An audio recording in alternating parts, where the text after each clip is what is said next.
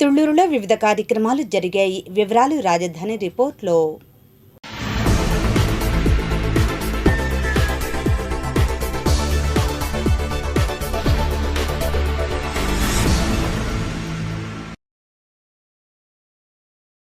అమరావతిలో నిర్మాణం జరుగుతున్న క్వాంటమ్ వ్యాలీ పనులను మంగళవారం పురపాలక శాఖ మంత్రి నారాయణ పరిశీలించారు.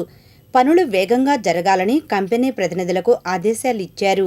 ఈ సందర్భంగా ఆయన మీడియాతో మాట్లాడారు. ఏ విధంగా అయితే తెలంగాణ హైదరాబాద్ నగరాన్ని ఐటీ హబ్గా చేశారు, అదేవిధంగా చేయాలనే ఉద్దేశంతో క్వాంటమ్ వ్యాలీ క్వాంటమ్ కంప్యూటర్ని ఇక్కడ ఎస్టాబ్లిష్ చేసి దీని ఒక క్వాంటమ్ వ్యాలీగా దీన్ని నామకరణం చేయడం జరిగింది. ఆ ఉద్దేశంతో ఏదైతే క్వాంటమ్ వ్యాలీ మిషన్ని ఏర్పాటు చేయబోతున్నారో అటు ఐబీఎం వాళ్ళు, టీసీఎస్ వీళ్ళందరూ కలిసి దానికి సంబంధించి బిల్డింగు 45,216 చదరపడుగుల బిల్డింగ్ ఎంతో వేగవంతంగా కన్స్ట్రక్ట్ జరుగుతుంది. మేజర్ స్ట్రక్చర్లో మేజర్ పార్ట్ కంప్లీట్ చేశారు. అయితే కొన్ని స్పెషాలిటీస్ ఉన్నాయి. అదేంటంటే ఈ క్వాంటమ్ ల్యాబ్ ఫ్లోర్ ఏదైతే ఉందో దానికి యాక్చువల్గా విత్ ఇన్ రూమ్ అనే ఒక కాన్సెప్ట్ యాక్చువల్గా ఈ బిల్డింగ్ని డిజైన్ చేయడం జరిగింది. అదేవిధంగా భూమి నుంచి వెలువడే స్పెసిఫిక్ శబ్దాలు పరిసర ప్రాంతాల్లో వచ్చే ట్రాఫిక్ శబ్దాలు కాకుండా జర్మన్ టెక్నాలజీతో యాక్చువల్గా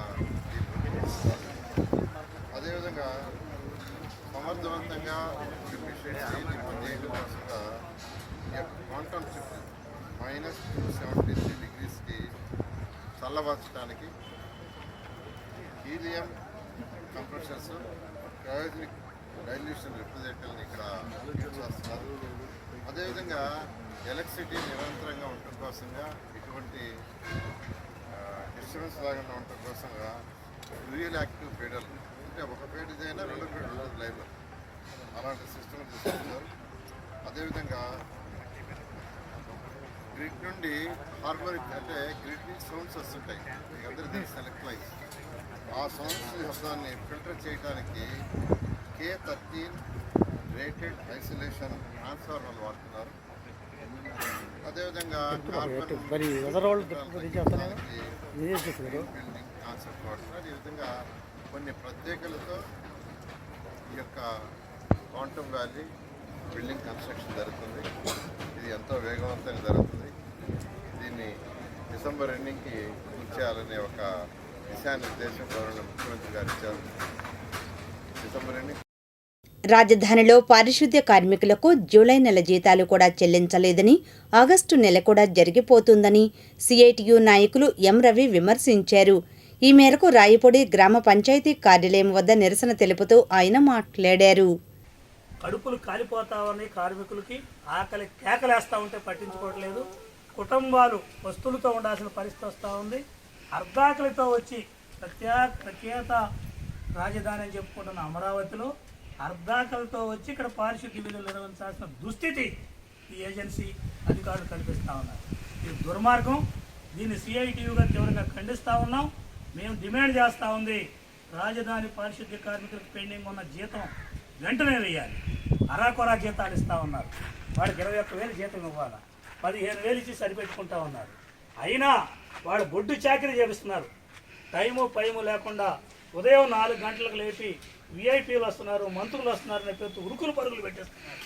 తిండి పెట్టట్లేదు, మంచినీళ్ళు ఇవ్వట్లేదు, టిఫిన్ పెట్టట్లేదు, అల్లాడిస్తే ఆకులు మేపిస్తూ ఉన్నారు. కార్మికుల జీతాలు మాత్రం చెల్లించడం, పని చేయించే దాని మీద ఉన్న ఇంట్రెస్ట్ ఏజెన్సీకి అధికారులకి వాళ్ళ జీతాలు చెల్లించే దాంట్లో ఎందుకు లేదని చెప్పి మేము రాజధాని ఏరియా పారిశుద్ధ్య కార్మిక సంఘంగా ప్రశ్నిస్తూ ఉన్నాం. ఇప్పటికీ నిన్నట 2వ రోజుకి చేరుకుంది. రాజధానిలో పారిశుద్ధ్య కార్మికులు జీతాలు లేక భిక్షాటన చేస్తూ ఉన్నారు, ధర్నాలు చేస్తూ ఉన్నారు, ఆందోళన చేస్తూ ఉన్నారు, నిరసనలు జరుపుతూ ఉన్నారు. ఏ మాత్రం ఏజెన్సీకి అధికారులకి, సిఐడి అధికారులకి క్షేమగుట్టినట్టు లేదు, స్పందన లేదు. అందుకని దీన్ని ఉధృతం చేస్తాం. నిన్న గుంటూరుగా కలెక్టర్ గారిని కలిసి వాళ్ళ జీతాలు వెంటనే చెల్లించాలని చెప్పి కలెక్టర్ గారి గ్రీవెన్స్లో కూడా అర్జీ ఇచ్చాం యూనియన్ తరఫున. అటు నుంచి కూడా ఏదో ప్రయత్నం చేస్తూ ఉన్నారు, కానీ ఈ రోజు వరకు ఏజెన్సీలో స్పందన లేదు. రోజు ఎప్పుడైనా 2 రోజుల తర్వాత చేస్తామంటున్నారు. ఇది సరైనది కాదు. అద్దెగా వాళ్ళ సమస్యలు పెరిగిపోతూ ఉన్నాయి. వాళ్ళకి అప్పులు వాళ్ళు ఊరుకోవటం లేదు, కుటుంబాలు గడవటం లేదు. అందుకని తక్షణం వాళ్ళ జీతాలు చెల్లించాలా, వాళ్ళ జీతాలు పెంచాలని చెప్పి ఈ రాజధాని ఏరియా పారిశుద్ధ్య కార్మిక సంఘంగా డిమాండ్ చేస్తాం.